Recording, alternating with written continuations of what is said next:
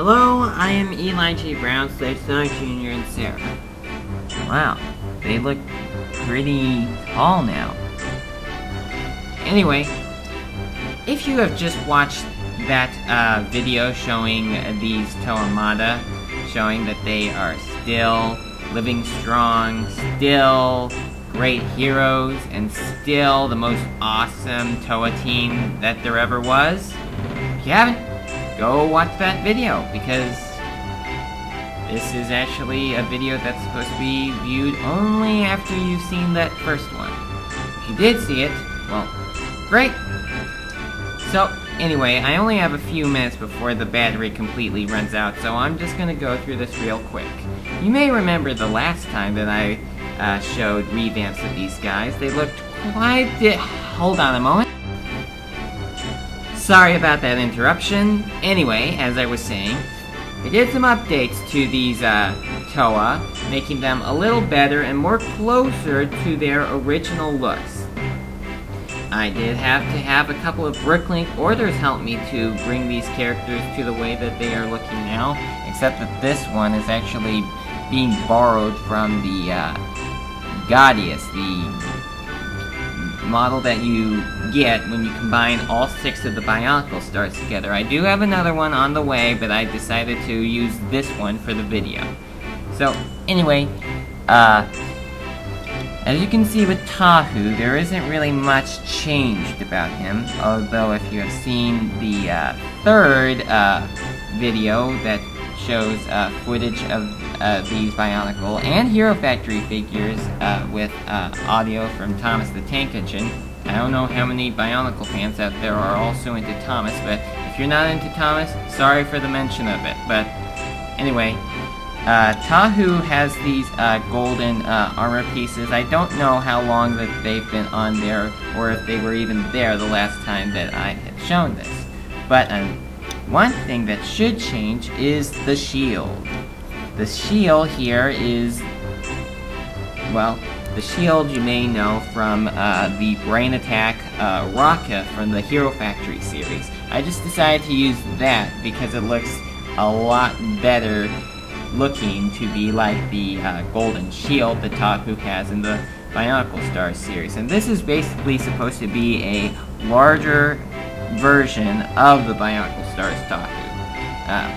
I kind of found it a bit weird that the Bionicle Stars were small scaled, but anyway, there is Tahu right there, so he has that shield. Now, I also did, I'm going to take Tahu out of the way because I've talked enough about him. As with Bohatu, I used these Parakal shields as his weapons to make them look more like his original hands and such. And he's also got these huge feet for kicking and such. And he is quite a bit short compared to the other characters, mainly because he doesn't have a lot on him, but he's still a great character. Like, I just used one of those body pieces from the Paraka series to use for him, and all that. And as you can see, he also has a golden Kanohi Kakama. This is the same one that you saw from my Bricklink order that I made a couple of videos ago. And as you can see, they're now all wearing a golden mask. Just thought it would look good, considering Tahu's now wearing the golden armor pieces. So I'm going to take Bohatu out of the frame, and then come to Onua. Now Onua is, well, actually taller than Bohatu. The original one wasn't, but that's how this one is. May make Bohatu a bit taller in the future. Well, actually, I'm gonna say that Onua is taller, but it doesn't matter really. And I wanted to make Onua be a hunchback like his original version of him was. You know how Tahu, Dolly, Leela, and Kopaka had that little Technic piece on their chest. You know, Dolly had a ball cup piece on her chest, while the other 3 Toa had a ball piece on their chests. Well, Onua had his neck connected to that part of the piece, making his head a bit lower. And I'm going to quickly take this part out of here to show you exactly how that is done. I used the chest armor from his Mystica release, and then used one of these, whatever you would call them. I call them Turaga hands, because that's how they were basically used, but they were also used to connect with Pohatu and Onua's heads to the rest of their bodies, because Onua's head was connected to his chest, and Pohatu's body was upside down compared to the other Toa, so, you know, so he could kick things rather than move one of his arms. Then just put this ball cup onto here with a Toa Metru head, and just connected the chest armor very low on the main body, and that's how it goes. And I also use these Paraka clawed feet for his claws, because they look much like the original version, only bigger. that certainly looks cool. I mean, I liked the original Onua as a set, you know, when I got him back in 2001, but this makes things a lot better, a lot bigger, a lot badder, and yeah. Okay, now let's move on to Kopaka here. Now, Kopaka is quite a bit different, although he's quite similar to Tahu. He has this shield that actually comes from Captain America. Just use an eraser to get all the printing off of it.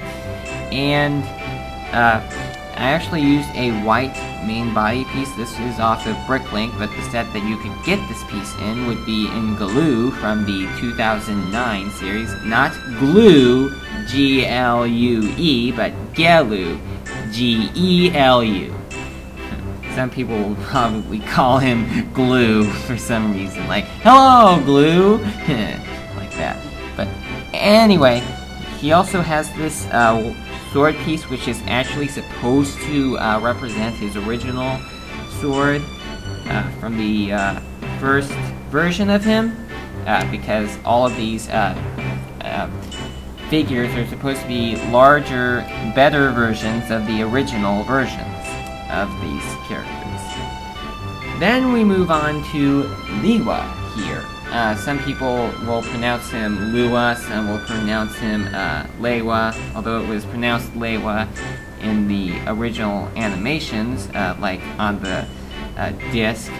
If you got a small disc with one of the Toa Mata, you would probably know, like, if you insert it onto your computer. I got mine with my Onua, and for some reason his name was pronounced Lewa, although in the game his name was pronounced Lua, and in the movie it was pronounced Lewa. But Lewa, Lewa, Lua, well, tomato, tomato. But I'm gonna call him Lewa because that's how they say it in the movie.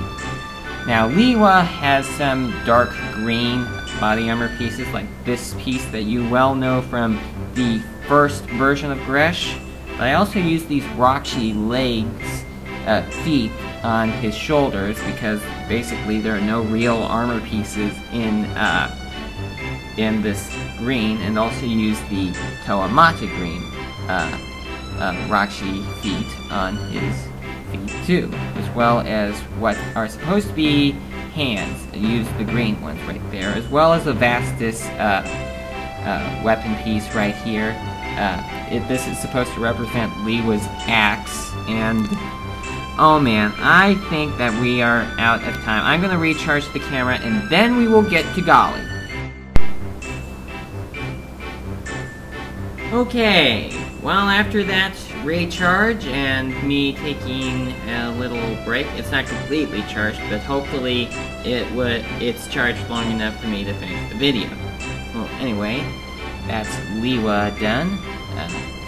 now we move on to Golly. Now Golly hasn't really changed much since her last appearance. I mean, a couple things have changed that her accent color is now the older blue. The blue that she originally had, while her new main color is the dark Toa Mata blue.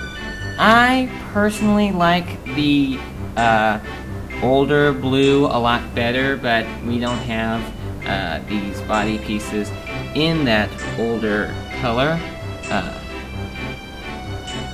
So here we have Golly, and I also used that Roxy dark blue foot on her back. This is from Kopaka, just to cover up the back a little bit, and also to put a good use to that one piece. Then I also have these claw pieces right here. You know, these little claws, like the hooks that she originally had, and such. Now, you probably will notice that, except for Tahu, of course, I'm gonna bring him back in, none of them have hands. Actual hands, anyway. I really don't feel that I need to have hands on these characters. Well, some of them are not even available in the proper color, in case you didn't notice. But hands or no hands, it really doesn't matter, because they are all still great. And I still like these guys, although Nua doesn't even need them because the claws are already his hands. So, yeah. These are the Toa Mata, rebuilt, revamped, updated, and may as well just keep them like this now. So, thank you for watching, and I'll talk to you again in the next video.